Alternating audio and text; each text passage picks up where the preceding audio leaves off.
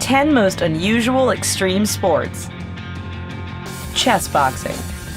Most sports lay claim to boasting a mental and physical component, but few can compete with the dual nature of chess boxing. The sport, which marries the pugilistic power of boxing with the mental acuity required in chess, is comprised of 5 2-minute sparring rounds and 6 games of speed chess. The first competitor to earn a knockout or to checkmate their opponent is declared the winner. It stands to reason that the thinking demands of chess would grow considerably more difficult after sustaining a few blows to the head. Volcano boarding. Every year, thousands of thrill-seeking travelers make their trek to Nicaragua's Cerro Negro mountain in order to participate in the surfing of an active volcano. Boarders are dressed in protective jumpsuits, knee pads, and helmets to protect against the rugged terrain of this 2,380-foot volcano, relying on a small piece of specially constructed plywood to help stay upright as they reach speeds of 80 kilometers per hour. Since its creation in 2005, volcano boarding has attracted more than 10,000 participating daredevils. Cheese rolling.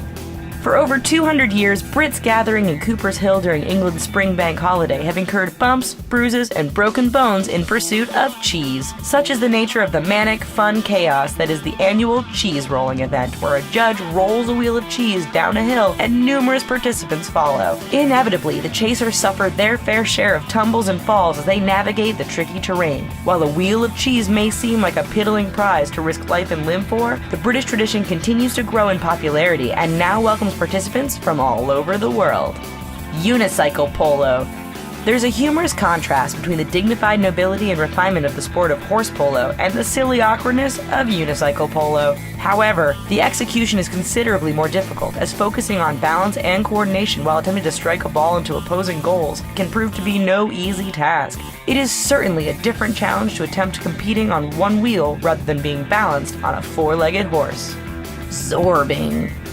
To zorb is to roll around in what is essentially an oversized, cushioned hamster ball. There's an undeniable rush in the fast-paced, disorienting feel of the unpredictable, out-of-control movement of rolling around within the ball, where you are situated in the middle of 2 inflatable plastic balls in order to cushion impact. The air in between them serves as a shock absorber as you experience the impact of the bouncing ball.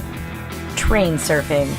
Originally made popular in the 1980s in Germany when it was known as S-Bahn surfing, the incredibly unsafe and illegal sport of train surfing has enjoyed something of a renaissance in the last 10 years. The sport, which usually involves climbing and surfing atop moving trains and subway cars, made its return to prominence in 2005 when a gang leader in Frankfurt known as the Train Rider famously surfed the Intercity Express, the fastest train in Germany.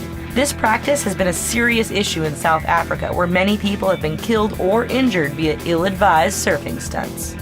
Ferret legging.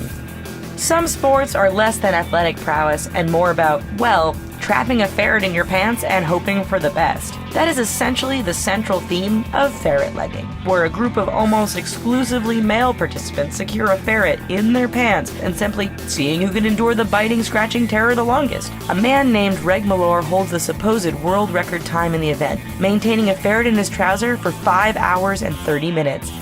Bossaball. This visually stunning sport, originally from Belgium, is essentially volleyball on steroids. Played on its own custom-made inflatable court surface, competing teams of 3 to 5 players stand on either side of a high net and must keep the ball in the air with any part of their body. To add further excitement, the court includes a trampoline on each side, with each team's respective attacker positioned to slam the ball into the opposite side of the net. Giant pumpkin kayaking. If Charlie Brown had been an extreme sports enthusiast, you'd have to believe his fascination with the Great Pumpkin would have led him to this annual tradition in Oregon. 600 to 800 pound locally grown pumpkins are hollowed out and raced along a lake.